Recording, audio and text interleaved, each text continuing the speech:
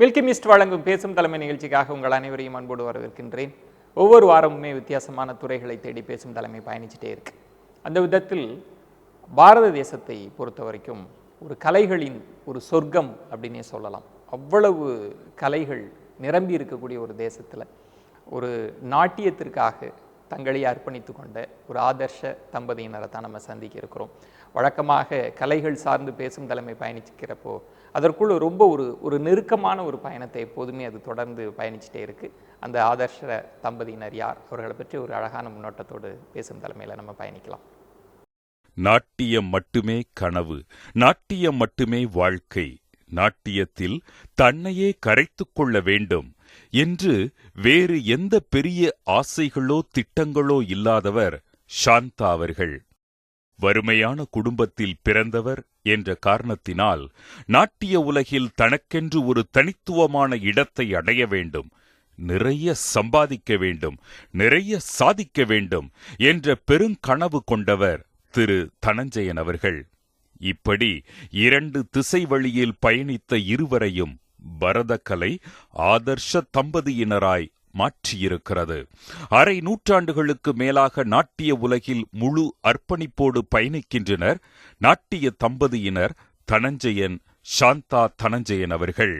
1968 பரத கலாஞ்சலி என்ற நாட்டிய பள்ளியை தொடங்கி வெற்றிகரமாக பல மாணவர்களுக்கு பரதக்கலையை போதிக்கின்றனர் இந்த கலை தம்பதியினர். அந்த நாட்களில் எந்த ஒரு பின்புலமும் இல்லாமல் நடன மேடை கிடைப்பது மகா சிரமம் என கூறும் இந்த நாட்டிய பேரொளிகள் கடும் போராட்டத்திற்கு மத்தியிலும் இந்த பரதக்கலைதான் தங்கள் வாழ்க்கைக்கு ஒளியேற்றியது என கலையின் நினைவுகளில் கரைந்து போகிறார்கள். பரதக்கலைக்கு எதிர்காலம் எப்படி உள்ளது, இளைய தலைமுறை பரதத்தை எப்படி பார்க்கின்றது, பாரத தேசத்தில் பரதத்தின் பங்களிப்பு என்ன என்பது பற்றியெல்லாம் மனம் திறந்து பேசுகின்றார்கள் இன்றைய நம் பேசும் தலைமையில். என்ன நேயர்களே, முன்னோட்டத்திலேயே பார்த்திருக்கலாம். பரதக்கலை அப்படின்றது பாரதத்தினுடைய சிறப்பை பறைசாற்றும் கலை அப்படின்னே சொல்லலாம். அந்த விதத்தில் நாட்டிய பேரொளிகளை தான் நம்ம சந்திக்க இருக்கிறோம். பொதுவாக தனிப்பட்ட ஒரு மனிதரினுடைய வெற்றியால தான் பேசும் தலைமை அதிகமாக பதிவு செய்திருக்கிறது. தம்பதியினர் அப்படின்னு சொல்கிறப்போ கிட்டத்தட்ட இந்த பேசும் தலைமையினுடைய சீரீஸில் இரண்டாவது தம்பதியினர்கள் அப்படின்னே சொல்லலாம். சந்திக்கலாம் நாட்டிய பேரொளிகள் திரு தனஞ்சயன் அவர்கள், திருமதி சாந்தா தனஞ்சயன் அவர்களை தான் இன்று பேசும் தலைமையில் சந்திக்க இருக்கிறோம். வணக்கம். வணக்கம். வணக்கம். ஒரு ஒரு தம்பதியினராக பார்க்குறதுலே ரொம்ப சந்தோஷமாக இருக்குங்கய்யா.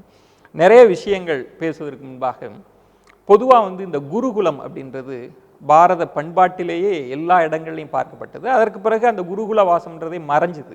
ஆனால் சில கலைகளுக்கு இன்னமும் அந்த குருகுலம் அப்படின்றதும் குருன்றதும் போற்றி பாதுகாக்கப்படக்கூடிய ஒரு விஷயமா இருக்கிறதுல பரதக்கலைன்றது முக்கியமான இடத்த இருக்கு. அதனால உங்களுடைய குருக்களின் அவங்களுடைய பங்களிப்பு, அவங்கள பற்றிய நினைவுகளோடு நம்ம பயணிக்கலாம்னு நினைக்கிறேன். நீங்கள் உங்கள் குருவினுடைய நினைவுகளோடு தொடக்கலாம். எங்களுக்கு 2 பேருக்கும் ஒரே குரு தான். அது ஆசான் சந்து பணிக்கர்ங்கிற ஒரு பெரிய கதகளி மேதை. எனக்கு அவர் தான் என்னை கலாக்ஷேத்திரத்துக்கு கொண்டு வந்து சேர்த்தார். அதே மாதிரி ருக்மிணி தேவி கலாக்ஷேத்திரம்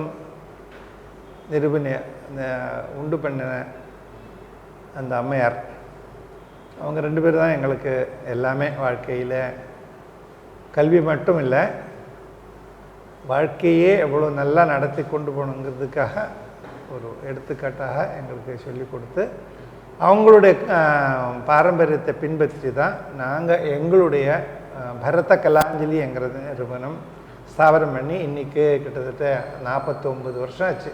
அடுத்த வருஷம் நாங்கள் 50வது வருஷம் கொண்டாட போகிறோம். நான் உங்களிடம்மா ஆசிரியருக்கும் குருவுக்கும் என்ன வித்தியாசம் அப்படின்னு கேட்குறப்ப, ஆசிரியர் வாழ்க்கையை சொல்லி தருவார், குரு என்பவர் வாழ்ந்தே காட்டுவார் அப்படின்னு தான் பதிவுகளே இருக்கிறது. ரொம்ப கரெக்ட். ரொம்ப அந்த குருவிட்ட இருந்து நீங்கள் சில விஷயங்கள் நாட்டியம் சார்ந்து அதையெல்லாம் கடந்து ஏதாவது ஒரு விஷயமும் இன்ஸ்பைரிங்காக இருந்தது, அதை எங்கள் வாழ்க்கையிலும் நாங்கள் கடைபிடிக்கிறோன்னா எதை சொல்லுவீங்கம்மா? எங்களுக்கு ஒரு பெரிய ஒரு பாக்கியம் என்ன கிடைச்சதுன்னா, கலாக்ஷேத்திரத்தில் ருக்மிணி அம்மையார் நிறைய பெரிய மகான்களை அங்கே வந்து எங்களுக்கெல்லாம் சொல்லித்தரத்துக்கு வச்சுருந்தாங்க. அவங்களுக்கெல்லாம் கலாட்சேத்திரமே ஒரு குருகுலமாக தான் இருந்தது. குருகுல சம்பிரதாயத்தில் தான் எல்லாம் எங்களுக்கு கற்றுக் கொடுத்தாங்க. ஒரு 60, 70, 80 வயசுக்கு மேலானவங்கெல்லாம் தான் அங்கே வந்து எங்களுக்கு வாத்தியார்களாக இருந்தாங்க. சரியான குருக்கள். ஆமாம், வெறும் டீச்சர் இல்லை, ஆசிரியர் இல்லை, அங்கேயே குருன்னா அந்த வார்த்தைக்கு உதாரணமாக இருக்கக்கூடியவ தான் அங்கே இருந்தா எங்களுக்கு சொல்லி கொடுத்தவங்க. அப்படி அவங்க கீழே இருந்து அவங்களுடைய வாழ்க்கையை பார்த்து பின்பற்றி நாங்கள் படித்தோம் எல்லாம். அப்போது எங்களுக்கு வாழ்க்கையில் வேறு ஒன்றுமே தெரியாது. அது ஒன்று தான் தெரியும், அவங்கள தெரியும். நாங்கள் பயில்கிற பாட்டோ இல்லை நாட்டியம், பரதநாட்டியமோ, வீணையோ என்ன இருக்கோ அது. இது இப்போ ஒரு பெரிய ஒரு குடும்பமாக தான் நாங்கள் வளர்ந்தோம். ஸோ அந்த மாதிரி ஒரு இடத்துல அந்த மாதிரி வளர்ந்துட்டு இப்போ நாங்கள் சொந்தமாக ஸ்தாபனம் பண்ணி எங்கள் கீழே பசங்க எத்தனையோ பேர் நல்லா படிச்சிருக்காங்க, இன்னும் படிச்சுட்டு வராங்க. நாட்டியத்துக்கு வந்தோம், அது ஒன்று தான், அது பூஜை பண்ணுற மாதிரி தியானம் எங்களுக்கு அதுதான் தியானம். அதுக்கு மேலே ஒன்றும் எனக்கு ஞாபகம் இருக்குது, நான் ஸ்கூல் படிப்பேன். நான் வந்து 10th தான் படிச்சிருக்கேன். அது கூட சரியாக முடிக்கலை சத்தியம் சொல்ல போனால். எனக்கு படிப்பில் கொஞ்சம் கூட இஷ்டம் கிடையாது. அப்போது துளி கூட இஷ்டம் கிடையாது. என்ன ரொம்ப ஃபோர்ஸ் பண்ணி தான் மெட்ரிக்கு படிக்க வச்சாங்க எங்கள் வீட்டில். ஏன்னா என்னுடைய வாழ்க்கை என்னுடைய எல்லாமே நாட்டியம் தான். எனக்கு நாட்டியம், பாட்டு, இதில் தான் எனக்கு இது. அதை தவிர வேறு ஒன்றும் தெரியாது. இந்த நாட்டியத்தில் எல்லாமே இருக்கேன் அப்படி தான் நினச்சிக்கணும். அது என்னென்னா அப்போ என்ன எல்லாரும் பயமுடுத்தினாங்க. என்னோட பெரியவங்களும் கொஞ்சம் வீட்லேயும் கூட, நீ என்ன இப்போ ஒன்றும் படிக்காமல் இருக்கே, எல்லாருமே பிரமாதமாக படிக்கிறாங்க இந்த காலத்தில். அந்த காலத்தில் அவளுக்கு தெரியாது நாட்டியத்தில் என்னெல்லாம் இருக்குதுன்னு தெரியாது. நாட்டியம்னா ஏதோ என்டர்டெயின்மெண்ட், பொழுதுபோக்காக நினச்சிட்டு இருந்தாங்க. ஆனால் அதுக்குள்ளே எவ்வளோ இருக்குங்கிற நுணுப்பம் இருக்கேன் அது அந்த காலத்தில் நிறைய தாய் தந்தைகளுக்கு தெரியாமல் இருந்திருக்கு.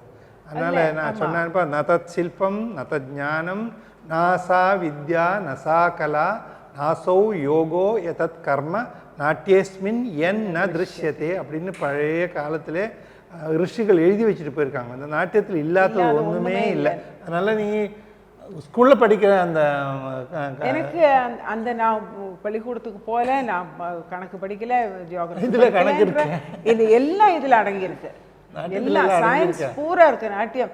It is a big kind of a science. The whole knowledge of science is there in கணக்கு இல்லைன்னா நாட்டியம் பண்ண முடியாது, சயின்ஸ் இல்லைன்னா நாட்டியம் பண்ண முடியாது. ஸ்ருதி லயம் இது ரெண்டும் ரொம்ப முக்கியமானது. இது ரெண்டும் இல்லைன்னா உங்களுக்கு கிட்டத்தட்ட பிரபஞ்ச இயக்கமே அந்த ஸ்ருதி லயத்துக்குள்ள தான் இருக்கு, ஒவ்வொரு இயக்கத்துக்குள்ள. சார், நான் உங்கள்கிட்ட தாங்க, உங்களுக்கு நாட்டியம் அப்படின்றது உங்க வாழ்க்கையில அதுக்கான இடம் என்ன சார்? நாட்டியம் தான் எல்லாமே சொல்லியாச்சே. அப்படிதான் நீங்க பார்க்கறீங்க? ஆமாம், எல்லாமே நாட்டியம் தான். அந்த நாட்டியத்திலேருந்து படித்தது தான் நான் பாக்கி இருக்கிற வாழ்க்கைக்கு வேண்டிய எல்லாத்துக்கும் அதுதான் எனக்கு உறுதுணையாக இருக்குது. இப்போ நான் நிறைய எழுதுவேன், இங்கிலீஷில் நிறைய கட்டுரைகள் எழுதுவேன், நிறைய எழுதியிருக்கேன், புக்கெல்லாம் பப்ளிஷ் பண்ணியிருக்கேன். இன்றைக்கும் என்னுடைய அபிப்பிராயங்களை பொதுஜனங்களுக்கு தெரியறதுக்காக லெட்டர்ஸ் டு தி எடிட்டருக்கெல்லாம் நிறைய எழுதுவேன். லெட்டர்ஸ் டு தி எடிட்டருக்கு எழுதின ஒரு புக்கே நான் பப்ளிஷ் பண்ணியிருக்கேன். 108 லெட்டர்ஸ் டு தி எடிட்டர்ஸ்னு ஒரு புக்கே பப்ளிஷ் பண்ணியிருக்கேன். இன்னும் திருப்பியும் அதே மாதிரி இன்னொரு புக்கு பண்ணுறதுக்கு எங்கள் கையில் இருக்குது. அதெல்லாம் நாட்டியத்துலேருந்து வந்தது தான். நாட்டியம் படிக்கிறதுனால சயின்ஸ் தெரியும். இப்போ நம்ம பிரகிருதியை பற்றி கேட்டோன்னா என்னால் சொல்ல முடியும். இன்றைக்கி ஜுவாலஜியோ இல்லைன்னா ஜியோகிரஃபியோ படிக்கிற குழந்தைகளுக்கு தெரியாத விஷயங்கள் எல்லாம் நாங்கள் நாட்டியம் மூலமாக படிச்சிருக்கு. ஓகே, சிலவங்களை கேட்பாங்க, உங்களுக்கு எப்படி இதெல்லாம் தெரியும், உங்களுக்கு நீங்கள் நாட்டியம் தானே படிச்சிருந்தீங்க? அப்போ தான் சொல்லி கொடுப்போம் நாங்கள், நாட்டியத்தில் இதெல்லாம் இருக்குது. இப்போ ஒரு தாமரை எப்படி இருக்குன்னு, தாமரை நிறைய வரும் நாட்டியத்தில் வரைச்சி, தாமரை காமிக்கணும், தாமரையோட வாசனை காமிக்கணும், அதெல்லாம் தெரியும். ஆனால் தாமரை எங்கே உண்டாருது, எப்படி உண்டாருது, அதனோட குண விசேஷங்கள் என்னன்னு சயின்ஸில் படிப்பாங்க அவங்க. ஆனால் எங்களுக்கு நாட்டிய ரூபத்தில் எங்களுக்கு சரியான பாவம் காமிக்கணும்னா அதெல்லாம் தெரிஞ்சாகணும், அதனோட கேரக்டர். இயற்கையிலேருந்து தான் நம்ம எல்லாமே கற்றுக்குறோம், அதில் எல்லாமே இருக்குது. அது எப்படி பார்க்கணும், அது எப்படி பார்த்தா அதுலேருந்து நமக்கு என்ன எடுத்துகிட்டு எப்படி பிரதிபலிக்க முடியும், கண்ணால் காமிக்க முடியும். இப்போ மீனக்கண்ணின்னு சொல்லுவோம், மீன் கண்ணியே விவரணம் பண்ணணும்னா மீன் எப்படி போகிறதுன்னு எங்களுக்கு தெரியணும். அப்போ மீனை பார்க்கும், அதுவும் பிரகிருதி தானே, அதுவும் இயற்கை தானே. சிங்கம் காமிக்கணும்னா எப்படி, அதுதான் சிங்கம் காமிக்கணும்னா அந்த சிங்கத்தினோட நடை எப்படி, கம்பீரமா அதோட இயல்பு, எப்படி நடக்கும், அதோட பார்வை. எப்படி கோவமா இருக்கும், பார்த்தா எப்படி நமக்கு பயமா இருக்கும், அதே மாதிரி பயப்படக்க முடியாது நடக்கலாம். அப்போ அந்த பாவம் அவனுடைய எப்படி நடக்கிறான், எப்படி முகத்தை வச்சுக்கிறான், எப்படி ஒரு ஒரு பதுங்கி பதுங்கி எப்படி போவா, இதெல்லாம் நான் பார்க்கணும். பார்த்தா தான் எங்களுக்கு நாட்டியத்தில் புரிஞ்சுக்கிறதுக்கு எவ்வளோ இருக்கு. Great sir. ஆக்சுவலாக இன்னைக்கு வந்து ஒரு ஃபாஸ்டான லைஃப்பில் வந்து வெஸ்டர்ன் ஃபிலாசபியில் வந்து இயற்கைக்கு திரும்புதல்னு பேசுகிறாங்க. ஆனால் நம்ம பண்பாட்டில் இது இருந்திருக்கு, இந்த கலையே அதிலிருந்து தான் அப்படின்றது. நம்மளுடைய பாரத தேசத்தில் அது ஒரு விசேஷம். என்ன நீங்கள் ஆரம்பிக்கச்சே பாரதம் சொன்னீங்கோ, அந்த பாரதத்தில் இல்லாதது ஒன்றுமே இல்லை. அதனால தான் எல்லாரும் இங்கே வந்திருக்காங்க. நம்ம இன்றைக்கி ஒரு தவறான பேர் சொல்லின்னு இருக்கோம் இந்தியான்னு. அது வெள்ளக்காரங்க வந்து போட்ட பேர். நமக்கு பாரதங்கிற பேர் இருக்கேன், அதுதான் நம்ம திருப்பியும் கடைப்பிடிக்கணும். இப்போ கான்ஸ்டிடியூஷன் பிரகாரம் பாரதம் என்கின்ற இந்தியான்னு தான் சொல்கிறேன். அப்படி சொல்ல வேண்டிய அவசியமே இல்லை, பாரதம் தான். அந்த பாரதத்தினுடைய அர்த்தம் இருக்கேன், பாரம் தாரயதி இது பாரதா. சம்ஸ்கிருதத்தில் சொன்னால் பாரதங்கிறது அஜ்ஞானம், அஜ்ஞானத்தை போக்குற நாடு தான் அர்த்தம். அதனால்தான் நிறைய பேர் வெள்ளக்காரங்கள்லாம் இங்கே வந்திருக்காங்க. நம்ம எங்கேயும் யாரையும் தேடி போகலை. ஞானத்துக்காக சயின்ஸுக்காக நம்ம எங்கேயும் போக வேண்டிய அவசியமே இருந்ததில்லை. அவள்லாம் இங்கே வந்து இங்கே இருக்கிற சயின்ஸ் தான் அவள்லாம் எடுத்துகிட்டு போய் திருப்பியும் நம்மளுக்கு சர்வ் பண்ணுறான். அது மாதிரி ஒரு தவறான அபிப்பிராயம் நம்ம உள்ளே இருந்தது. அதனால் பாரத தேசத்தில் எல்லாமே உண்டு. பாரத தேசம் is a very rich country. நான் எப்போவுமே சொல்லுவேன், நம்ம ஏன் புவர் கண்ட்ரின்னு சொல்லணும். நம்ம ஒரு கட்டுரை கூட இப்போ ரீசெண்டாக எழுதியிருக்கேன், பாரதிய வித்யா பவனுடைய பவன்ஸ் ஜேர்னல் எழுதியிருக்கேன். அதில் சொல்லியிருக்கேன், we are the richest country made poor by the politicians. We are the richest. நமக்கு என்ன இல்லை, இங்கே எல்லாமே உண்டு. நம்மளுடைய ஆர்ட்டே போகிறோம், ஆர்ட் ஃபார்ம். நம்ம கலைகளுக்கு மீறி ஒன்றும் கிடையாது இங்கே. நம்ம கலையை தான் எல்லாரும் மதிக்கிறாங்க. நம்ம கலையும் நம்ம ஞானத்தையும் நம்ம வேதத்தை தான் எல்லாம் மதிக்கிறாங்க, வேற ஒன்றும் இல்லை. அப்போ அதில் எல்லாமே இருக்குதுன்னு நினச்சி தானே எல்லாரும் இங்கே வர. மேடம், நீங்கள் ஒரு விஷயம் சொன்னீங்க, அதற்கான கேள்வி எனக்கு ஒரு அரிச்சிட்டே இருந்தது, அதை பற்றி உங்கள்கிட்ட கேட்கணும் அப்படின்னு. ஏன்னா இன்றைக்கி இருக்கக்கூடிய யங்ஸ்டர்ஸ்க்கு வந்து ஒரு பயம் இருக்குது, நம்ம லைஃப் கேரியர் என்ன ஆகும் அப்படின்னு. ஆனால் உங்களுக்கு எனக்கு நாட்டியத்தை தவிர எனக்கு எதுவுமே தெரியாது அப்படின்னு சொன்னீங்கல்ல. அப்போ அந்த காலத்துக்கு நீங்கள் வரணும் இப்போ இந்த பேட்டியில். அப்போ என்ன தான் உங்களுடைய லைஃப்பில் ட்ரீம் இருந்தது? நினைக்கவே இல்லைங்க உண்மையில். எனக்கு இப்போ நினச்சா கூட எனக்கு அது தோன்றுறது. நீங்கள் கேட்குற கேள்வி கரெக்டு. இப்போ இருக்கிற காலகட்டத்தில் கம்பேர் பண்ணி பார்த்தா எப்படி எனக்கு ஒன்றும் தோணாமல் இருந்ததுன்னு தெரியல. கொஞ்சம் கூட நான் நினைக்கல எனக்கு நாளைக்கு என்ன, நான் என்ன ஆக போகிறேன், நான் எப்படி என்னுடைய லைஃப் என்ன லீட் பண்ண போகிறதுன்ற எண்ணமே எனக்கு இருக்கலை. நான் ஐ lived for that moment. I enjoyed what I did at that moment. நான் நினைக்கவே இல்லை. ஆனால் தெய்வாதீனம்னு சொல்லலாம். எல்லாம் அழகாக எப்படி நடக்கணுமோ அப்படி நடந்துட்டு இருக்குது. அவரும் நான் படிக்கிற இடத்துல இருந்திருந்தார். அதே சமயத்தில் நாங்கள் ஒன்றா படித்தோம், ஒன்றா வளர்ந்தோம், கல்யாணம் பண்ணினோம், குடும்பம் பண்ணினோம், எங்களுடைய பள்ளியை நாங்கள் நடத்தினோம். அதெல்லாம் தானாக nature just took care of இட்னு சொல்லுவேன். இயற்கை என்னை அப்படியே கொண்டு போச்சு. நான் அதை தவிர எனக்கு ஒன்றும் சொல்ல தெரியல. அது ஒரு டிஃபைனிங் மூமெண்ட் அப்படின்னே சொல்லலாம். சார், இப்போது இன்றைக்கு ஒரு யங்ஸ்டருக்கு ஒரு பயம் இருக்குல்ல, இதை வந்து நம்ம ஒரு பேஷனாக ஒரு பொழுதுபோக்காக வச்சுப்போம், ஒரு அரங்கேற்றம் செஞ்சுருவோம். ஆனால் என்னோட கவனம்ன்றது இன்னொன்றுன்னு இருக்குல்ல. ஏன்னா இந்த பரதக்கலை அப்படின்றது ஒரு பல ஆயிரம் ஆண்டுகள் தொடர்பு, ஒரு நீட்சியோடு இருக்குல்ல.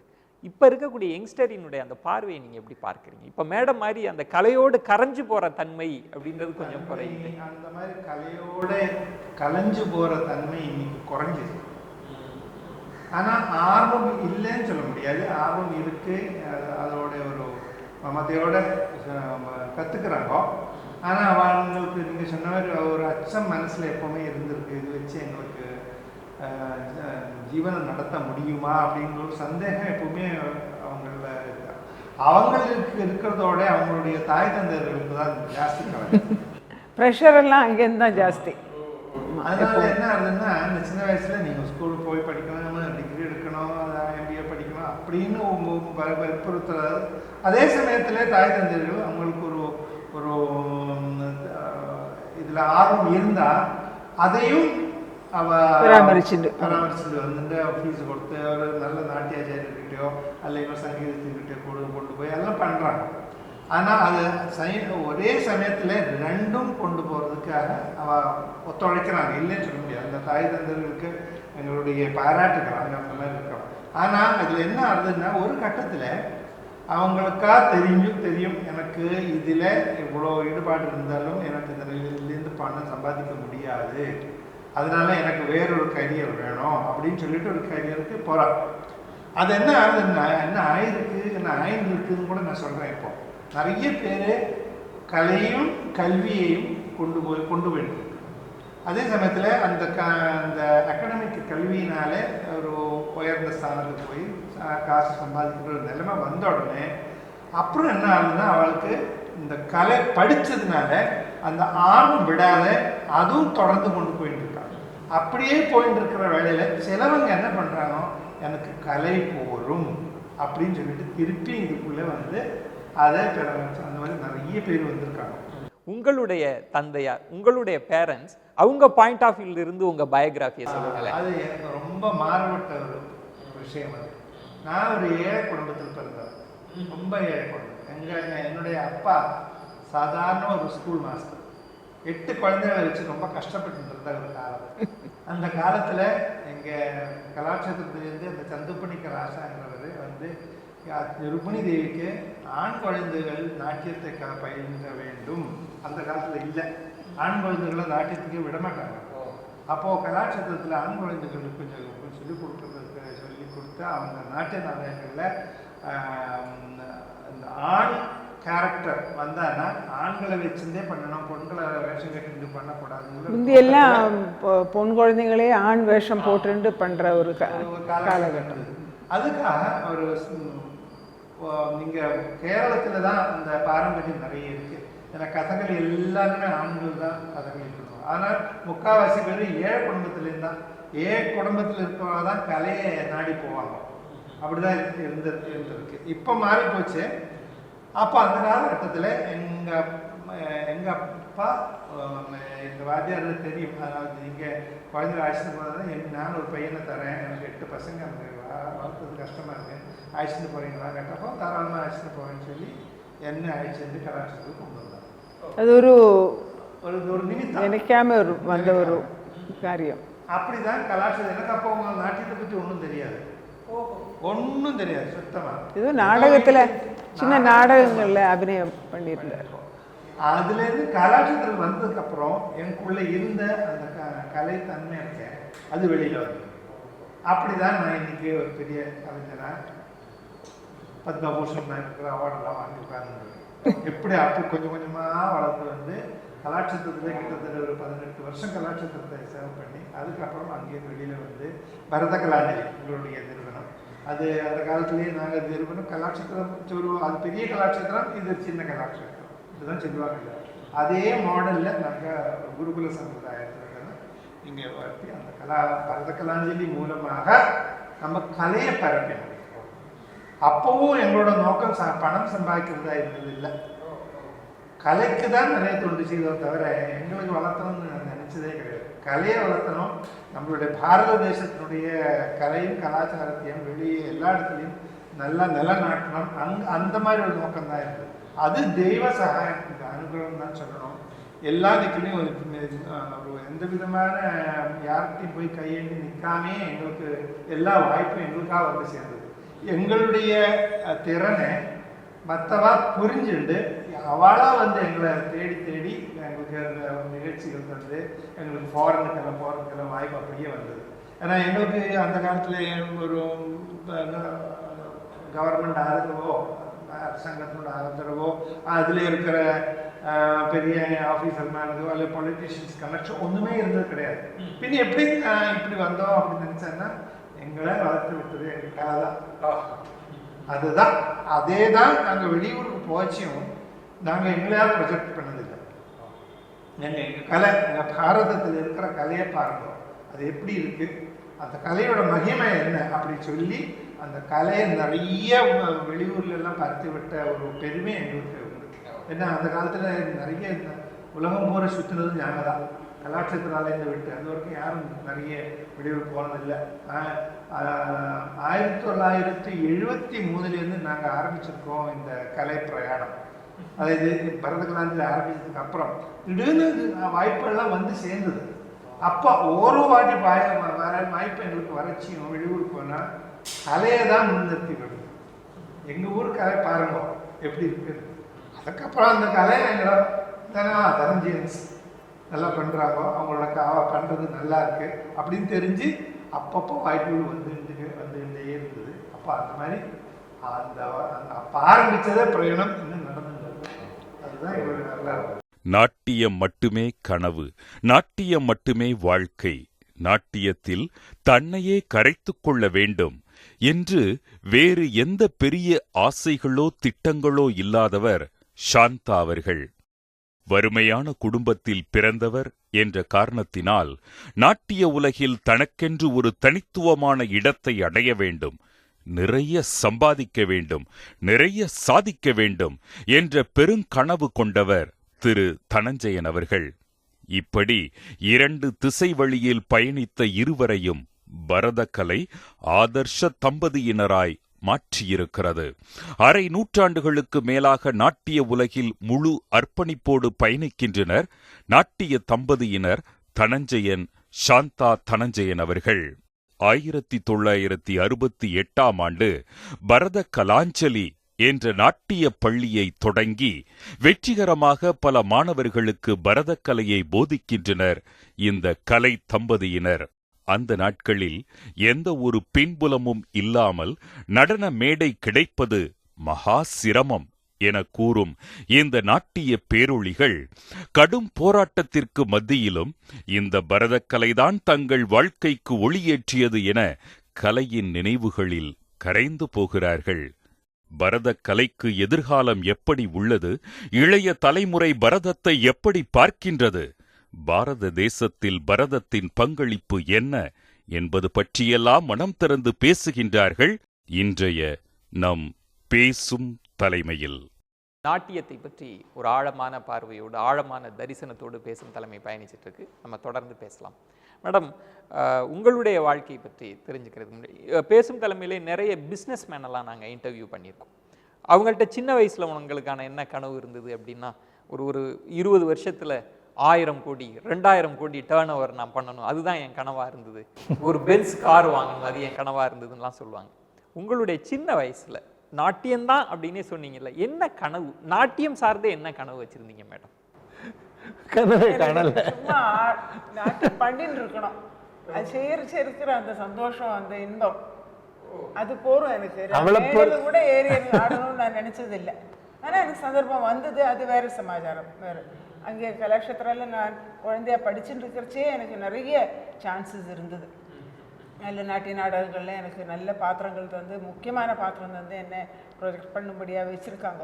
பட் அதெல்லாம் இயற்கையாக வந்தது நினச்சின்னு இருக்கேன் நான். எனக்கு நானாக ஒன்றும் தேடி போகல, நான் அவ்வளவு அது ரொம்ப நான் அனுபவித்தேன். நான் ரொம்ப சந்தோஷமாக இருந்தது. இயற்கையா வரல, நான் வந்ததுனால வந்தது. நான் அவளுக்கு ரொம்ப வெரி செல்ஃப் சாட்டிஸ்ஃபைடு பர்சன். நான் அப்படி கிடையாது. நான் எனக்கு பெரிய ஆளாக வரணும்னு ஒரு பெரிய நோக்கம். நான் இந்த கலைத்துறையில் பெரிய ஆளாக ஆகணும், பெரிய பெருமை எல்லாம் பட்டங்கள்லாம் வாங்கணும், எனக்கு நல்லா சம்பாதிக்கணும், எங்கள் ஃபேமிலியெல்லாம் நல்லா முன்னுக்கு கொண்டு வரணும் அப்படின்னு. ஃபேமிலி பூரா பார்த்துட்டது அவர் தான், என்டையர் ஃபேமிலி.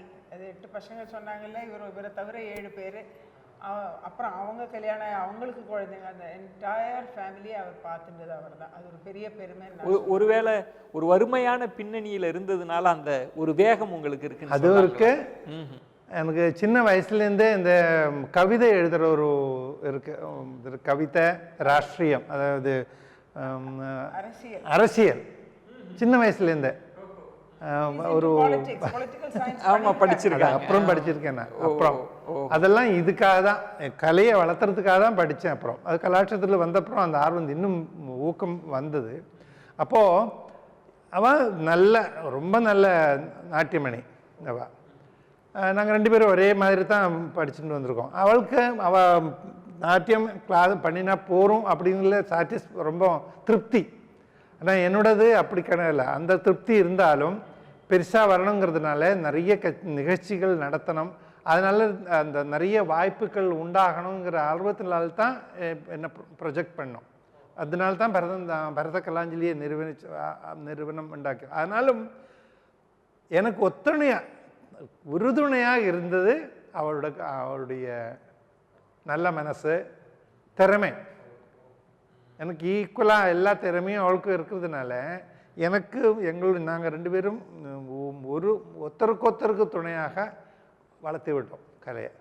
ஸோ எனக்கு அந்த ஆர்வம் இருந்தாலும் ஆசை இருந்தாலும் அந்த ஆசைக்கு உறுதுணையாக இருந்தது அவளுக்கு ஆசை கிடையாது. பணம் சம்பாதிக்கணும், எனக்கு அங்கே அப்படி ஆகணும் இப்படி ஆகணும் பட்டம் பாடணும், அவளுக்கு இருந்ததில்லை. ஆனால் எனக்கு உண்டு. அப்போ 2 பேரும் ஒரே மாதிரி இருக்கக்கூடாது இல்லையா? அப்போ அந்த காம்பன்சேஷன் அப்படி தானே, கரெக்டு தானே என்ன சொல்கிறது? ஆமாம்.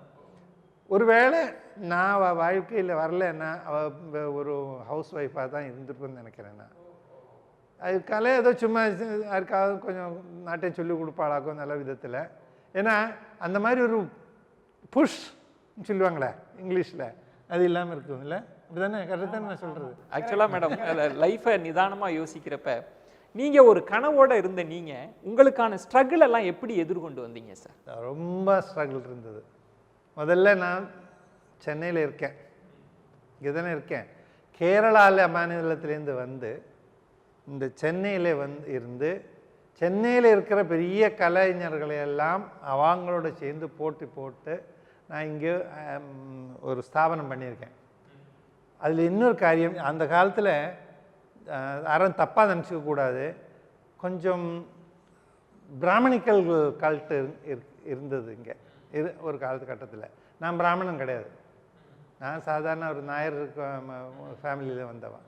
அப்போது அந்த காலகட்டத்தில் சில உற்சவங்கிட்ட இவன் கேரளா மாநிலத்தை சேர்ந்தவன், அவனுக்கு என்னத்துக்கு ஊக்கம் கொடுக்கணும், அது வேற பிராமணன் கிடையாது, அப்படியெல்லாம் கொஞ்சம் நோக்கங்கள்லாம் நம்ம கலைத்துறையில் இருந்தது. ஆனால் அதெல்லாமே தரணம் பண்ணி கலையினால் கலைத்திறமையினால் அவளோட சவால் போட்டு வந்திருக்கேன். ஏன்னா அதான் நான் அது முதல்ல சொன்ன மாதிரி எனக்கு ஒரு பொலிட்டிஷியன்ஸோட ஒரு இன்ஃப்ளூயன்ஸோ இல்லை ஒரு அரசியலினுடைய பணக்காரோட சப்போர்ட்டோ எங்களுக்கு இருந்ததில்லை. இன்றைக்கும் நாங்கள் பரத கலாஞ்சலி நிறுவனம் நடத்தின்னு இருக்கோம்.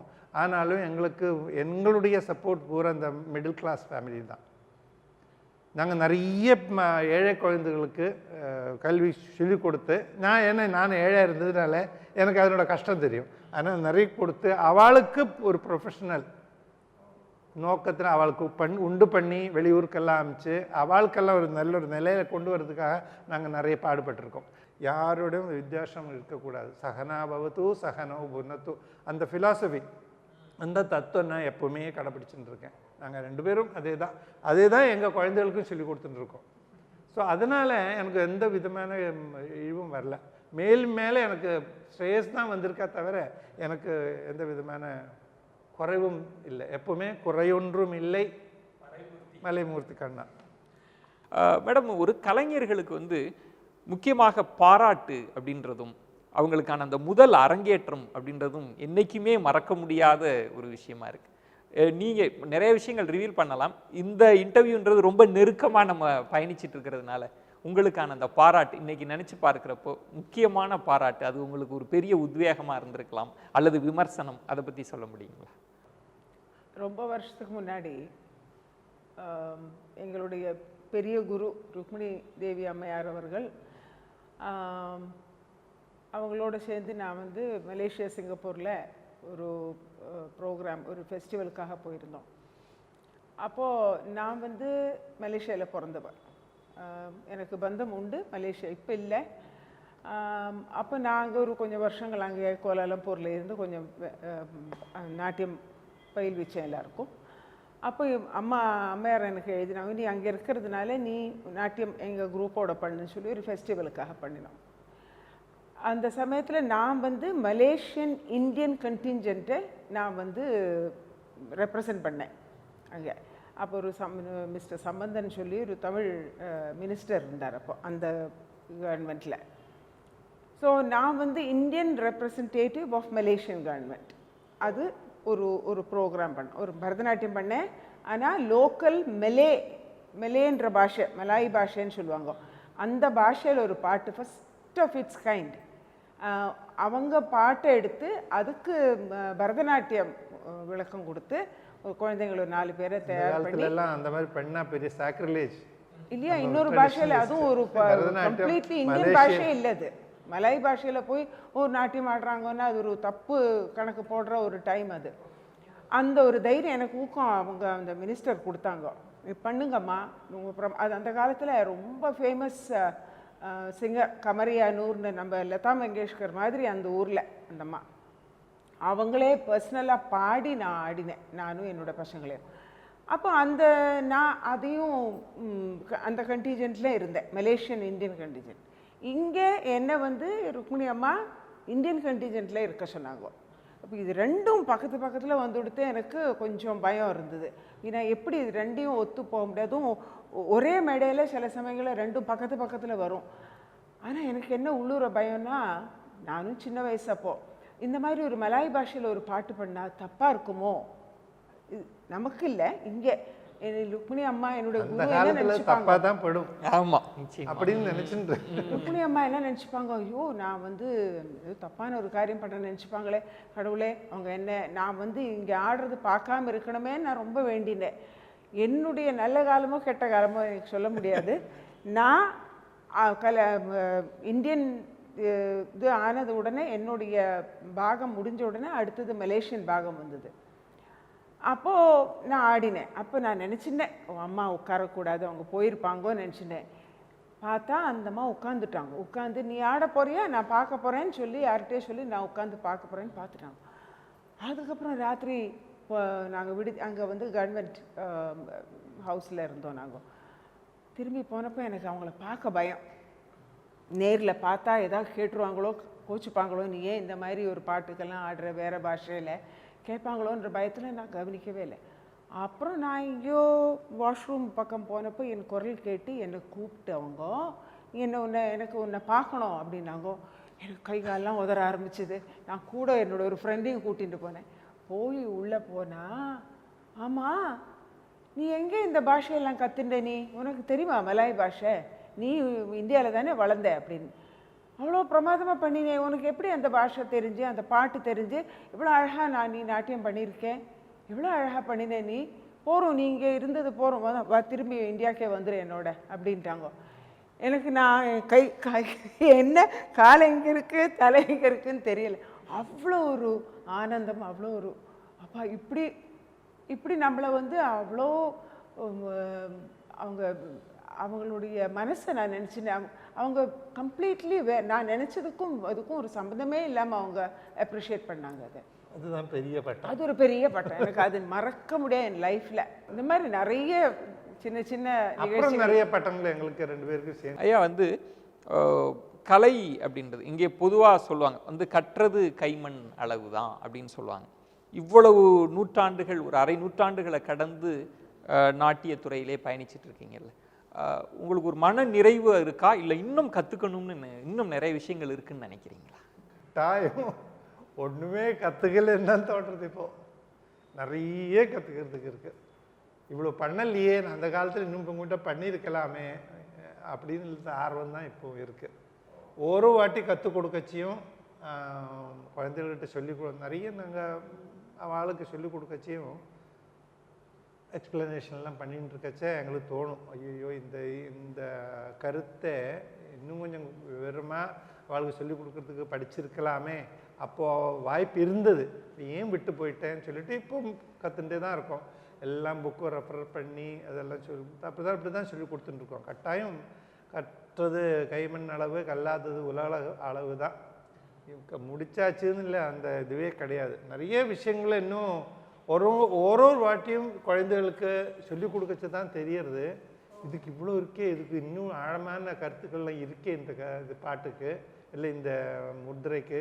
ஒரு முத்திரைன்னு இப்போ நிறைய முத்திரைகள் கண்டுபிடிக்க வேண்டியிருக்கு. இப்போது இப்போ ஹஸ்தங்கள். ஹஸ்தங்கள் எல்லாம் முத்திரைன்னு திடீர்னு இப்போ ஒரு வாட்டி ஒரு ஒரு ஒரு காம்போசிஷன் ஒரு வர்ணம் கம்போஸ் பண்ணிட்டு இருக்கு. அதில்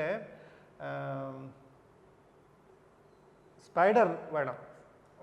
எட்டுகாலி எங்கள் அகராதியில் அந்த முதிரை கிடையாது. அப்போ திடீர்னு அவள் வந்து கேட்டா, அகராதி இது என்ன பண்ணுறது, நம்ம முதிரை எல்லாத்துக்கும் எட்டுகாலிக்கு முதிரையே இல்லையே, கொடுக்கவே இல்லையா, அந்த காலத்தில் யாரும் சொல்லவே இல்லை. எனக்கு திடீர்னு நான் கேட்டேன். நான் திடீர்னு யோசிச்சு டக்குன்னு நான் இப்படி பண்ணிக்கோன்னு சொன்னேன். அவளுக்கே ஆச்சரியம், எப்படி உங்களுக்கு இது கிடைச்சதுன்னு கேட்டேன். எட்டுகாலி இது எட்டுகாலி ஆச்சு. திடீர்னு அந்த மூவ்மெண்ட்டும் இப்படி அந்த மாதிரி அப்போதான் எனக்கும் யோசிச்சுப்பா, இது என்ன திடீர்னு இப்போ இந்த மாதிரி எனக்கு அந்த இது வந்தது, எப்படி வந்ததுன்னு ஆலோசிச்சு பார்த்தா, புக்கு பெரட்டி பார்த்தா நாட்டிய சாஸ்திரத்திலேயே ஒரு ஸ்லோகம் சொல்லியிருக்கு. ஆக்ருத்தியா சேஷ்டையா சின்னைர் ஜாத்தியா விஜ்ஞாய வஸ்துதா ஸ்வயம் விதர்க்க கர்த்தவியம் ஹஸ்தாபிநயம் புதைன்னு. அது அர்த்தம் என்னன்னா, ஆக்ருதி அவரோட சேஷ்டை அவரோட பிரகிருதி எல்லாம் பார்த்துட்டு அப்பப்போ எப்பப்போ வேணுமோ அந்த மாதிரி பார்த்து இந்த இயற்கையை பார்த்து நீங்களா நல்ல புத்திசாலிகளாக இருக்கிற வாத்தியார்கள் பண்ண வேண்டும் அப்படின்னு அந்த காலத்தில் 2500 வருஷத்துக்கு முன்னாடி பரதன் எழுதி வச்சிருக்காரு. அந்த ஸ்லோகம் புதுசா செய்யலாம். அதுக்கப்புறம் நாங்கள் நிறைய அந்த மாதிரி முதிரைகள்லாம் புதுசாக பண்ணணும். நாங்கள் ஜங்கிள் புக்கு ஒரு பெரிய நாட்டிய நாடகமாக பண்ணினோம். அதுவும் எப்படி பேலே டான்சர்ஸோட சேர்ந்து அமெரிக்காவில் வெஸ்டர்ன் பேலே கிளாசிக்கல் பேலேயோட சேர்ந்து. அப்போ ஜங்கிள் புக்கில் எல்லாமே அனிமல்ஸ், மிருகங்கள் தானே, விலங்கினம் தானே. ஆமாம். அப்போ அவளுக்கெல்லாம் முதிரை கண்டுபிடிக்கணுமே, எல்லாம் நம்ம சாஸ்திரத்தில் இல்லை.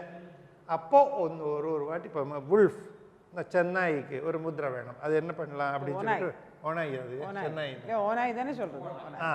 அது கண்டுபிடிச்ச ஒன்று. அந்த மாதிரி பல இதுவும் அதில் இருக்கிற இதுக்கு இது அந்த பாம்பு இருக்க, அந்த பாம்பு அந்த மாதிரி இந்த பிளாக் பேந்தர் ஒன்று இருக்கு இல்லையா, அதுக்கு என்ன பேர், ஷேர்கான் ஒன்று பேர். ஷேர்கான் அப்கோர்ஸ் புலி எல்லாம் நமக்கு முதிரை இருக்கு. ஆனால் பிளாக் பேந்தருக்கு பகீரா பிளாக் பேந்தருக்கு கிடையாது. அதுக்கு ஒரு முதிரை கண்டுபிடிக்கணும். அவரோட நடை பார்த்து, அது நான் இந்த இதிலெல்லாம் கூகுள் அப்போ கிடையாது, இந்த புக்கெல்லாம் பார்த்து அதுலேருந்து கண்டுபிடிச்சி அதனோட நடையும் அந்த முதிரையும் அவனோட கண்ணு வைக்கிறதெல்லாம் கண்டுபிடிச்சி அது பண்ணி ரொம்ப சக்ஸஸ்ஃபுல்லாகிடுது இந்த இது.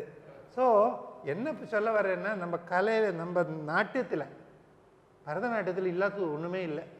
எல்லாம் அதில் இருக்குது. அது சரியாக படித்தா நமக்கு என்ன வேணாலும் பண்ணி உலகத்தை வியப்பில் ஆக்கலாம். அப்படி தான் ஆச்சு. அப்போது அந்த பேலே டான்சர்ஸுக்கெல்லாம் ஒரே ஆச்சரியம், நீங்கள் எப்படி இந்த மாதிரி எல்லாம் எக்ஸ்ப்ரெஷன் எங்களை சொல்லாமையே எல்லாரும் இப்போ எல்லாருக்கும் புரிகிற மாதிரி பண்ணுறீங்கன்னு சொல்லிட்டு அவளுக்கு சொன்னோம். எங்களோட கலையோட மகிமை இது. உங்கள் கலையில் அவ்வளோ பேலையெல்லாம் அந்த மாதிரிலாம் கிடையாது. சும்மா ஜம்ப்பு அது எக்ஸசைஸ் மாதிரி நிறைய நல்லா இருக்கும், அழகாக இருக்கும். ஆனால் இந்த முக அபிநயம் இருக்க, நம்மளுடைய ஆங்கிக அபிநயம் சொல்லுவதுக்கு உடம்பை வச்சுருந்து எப்படி நம்ம இன்னும் அந்த புறத்தையாக இருக்கு அந்த விஷயத்தை சொல்லி கொடுக்க முடியுங்கிறது நம்ம கலையில் தான் இருக்குது. அதை அவளுக்கு சொல்லி கொடுத்தோம். அப்போ தான் அவளுக்கு எல்லாம் ஐயோ பரதநாட்டியத்தில் இவ்வளோ இருக்கா. அது வரைக்கும் அவளை என்ன நினச்சிட்டு தான் பேலே தான் பெருசு நினச்சிட்டு இருந்தான். இதெல்லாம் பார்த்த உடனே அவளை அப்படியே பொட்டி பாம்பு மாதிரி அடங்கிட்டாங்க. அப்புறம் நாங்கள் 2 பேரும் சேர்ந்து அந்த ஜங்கிள் புக் பண்ணி ரொம்ப பிரமாதமாக அமெரிக்கையில் 150 ஷோ பண்ணினோம். மேடம், திரு தனஞ்சயன் அவர்களை ஒரு நாட்டிய கலைஞரா எப்படி ஒரு விமர்சகராக பார்க்குறீங்க? அவருடைய தனித்துவம்னு நீங்கள் எதை கருதுறீங்க? அவருடைய தனித்துவம் என்னை பொறுத்தவரையில் அவருடைய அபிநயம், அதாவது அர்த்தபூர்வமான அபிநயம். அது எப்படி எப்படி இருக்கணுமோ அந்த அளவோடு கூடி ரொம்ப அழகாக அந்தந்த சமயத்துக்கு தகுந்த மாதிரி இருக்கிற அந்த அபிநயம், அந்த இயற்கைக்கு தகுந்த மாதிரி. இப்போது நந்தனார் சரித்திரம் பண்ணுவார். அவர் நந்தனாராகவே மாறுவார். அப்படியே தனியாக நந்தனார் ஒருத்தராக நந்தனார் சரித்திரம் பண்ணுறச்சே நந்தனாராகவும் ஆகி வேதியராகவும் ஆகி நந்தனாராகவும் மாறணும். அந்த 2 கேரக்டர்ஸையும் அப்படி மாற்றி காமிப்பார். அது அது அது ஒரு தனி டேலண்ட் நான் சொல்லுவேன். நான் நிறைய பேர் செய்கிறாங்க, இல்லைன்னு சொல்லலை, நிறைய பேர் செய்கிறாங்க, வேறு வேறு கேரக்டர்ஸ் பண்ணுறாங்க. ஆனால் அது அப்படியே அதுலேயே அப்படியே மூழ்கி அதுவாகவே ஆகணும்னா அதுக்கு ஒரு தனி மகிமை இருக்குது அதுக்கு. அது நான் அவர்கிட்ட பார்க்குறேன். அவர் என்ன அபிநயம் பண்ணாலும் அதில் அவ்வளவு வெறும் இயற்கைன்னு சொல்ல மாட்டேன். இப்போ நம்ம வந்து இயற்கையாக பண்ணலாம். இப்போ சாதாரணமாகவே நிறைய பேர் ரொம்ப எக்ஸ்ப்ரெசிவாக இருப்பாங்க, என்ன பண்ணாலும் எக்ஸ்ப்ரெசிவாக இருக்காங்கன்னு சொல்லுவாங்க. அப்படி இல்லை, இது நாட்டியத்துக்குள்ள எக்ஸ்ப்ரெஷன். ஓ, நாட்டிய இலக்கணத்திற்குள் அந்த சட்டகத்துக்குள்ள இருந்து அதோடு இருக்கிற ஒரு எக்ஸ்பிரஷன் வேற. அது வேற. அது நாட்டிய தர்மம்னு அதுக்கு பேர் உண்டு. Best part I admire in him. ஆக்சுவலா சாரை பத்தி அவ்வளோ படிச்சிருக்கேன். இந்த பாராட்டு உண்மையிலே ரொம்ப ஒரு அபிநய அரசன்னே சொல்லலாம். அதுதான் நான் ஒரு வரியில சொல்லணும் அப்படின்னா. நான் 2 பேர் எக்ஸாம்பிளாக சொல்லுவேன். எங்கள் வாத்தியார் சந்துப்பணிக்கர் ஆசான், அவர் என்ன பண்ணினாலும் அந்த கேரக்டர் அப்படி கொண்டு வந்தார். சாதாரணமாக ஒரு ஒரு ஒரு வேடன் பண்ணாலும் அது மாதிரி ஆயிடுவார். அதே மாதிரி பெரிய ராவணா இருந்தாலும் அப்படியே ராவணன் ஆயிடுவார். அப்போ அது அவர்கிட்டேருந்து வந்த ஒரு பெரிய இது பொக்கிஷம். எனக்கு இன்னொரு ஆள் இருக்குது, நமக்கு எல்லாம் தெரிஞ்ச ஒரு ஆள், நமக்கு எல்லாருக்கும் வேண்டியவர், சிவாஜி கணேசன். அவர் மாதிரி அந்த கேரக்டரைசேஷன் யாராலையும் பண்ண முடியாது. அவர் எனக்கு ரொம்ப அவரோட அந்த அபிநயம் கொஞ்சம் எக்ஸாஜரேட்டடாக இருக்கலாம், ஆனாலும் அவர் ரொம்ப இன்ஸ்பயர் பண்ணியிருக்காரு. நான் சிலதெல்லாம் அவருடைய இதெல்லாம் கொஞ்சம் எடுத்துப்பேன். அவருடைய நிற்கிறதும் அவருடைய பேச்சும் சில பார்வைகளும் அதெல்லாம் பிரமாதமாக இருக்கும்.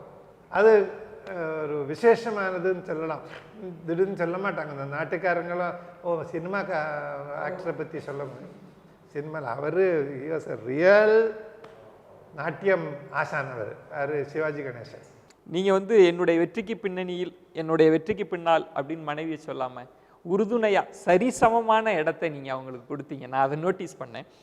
அவங்களோட நாட்டியம், அவங்களுக்கான தனித்துவமா நீங்க ஒரு ஆசானா, ஒரு விமர்சகரா நீங்க எதை சொல்லுவீங்க? பெர்ஃபெக்ட் ஆர்டிஸ்ட்னா அவதான் எல்லா விஷயத்துலையும் பெர்ஃபெக்ட். ஏன்னா பெர்ஃபெக்ஷன் கிடைக்கிறது ரொம்ப கஷ்டம்.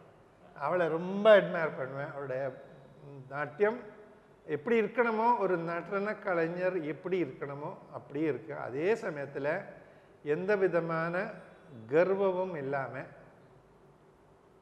தானுங்கிற அகம்பாவமே இல்லாமல், புறத்தியாருக்கு விட்டு கொடுக்குற ஒரு தன்மை, அதுதான் என்னுடைய மனைவியுடைய பெரிய பெருந்தன்மைன்னு சொல்லுவேன். நான் எப்பவும் அட்மையர் பண்ணுறதும் அதுதான். எந்த விதமான கனவுகளும் இல்லாமல் கலைக்காகவே உங்களுடைய வாழ்க்கை பயணம், நாட்டியத்தில் நீங்கள் ட்ராவல் பண்ணுறீங்க. இவ்வளவு ஆண்டுகால பயணம், ஏதாவது நிறைவேறாத கனவுகள், இது செய்யணுன்ற ஏதாவது ஆசை இருக்கா உங்களுக்கு? எனக்கு ஒரு கனவு இருக்குது, இன்னும் இருக்குது. நிறைவேறாதுன்னு சொல்ல மாட்டேன், சொல்ல முடியாது. ஒருவேளை நிறைவேறலாம். இல்லை, இதுவரைக்கும் இனி நிறைவேறும் நிச்சயமா. சொல்ல முடியாது. ஒரு நல்ல ஒரு சிற்றரங்கம் கட்டணும்னு ஆசை இருக்குது.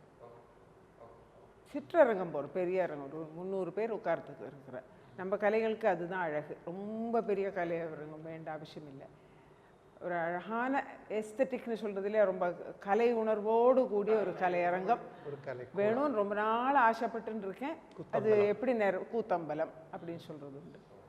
அந்த மாதிரி ஒன்று வேணும்னு இருக்குது மனசில், ரொம்ப நாளாக இருக்குது. அது எப்படி நிறைவேறும் தெரியாது.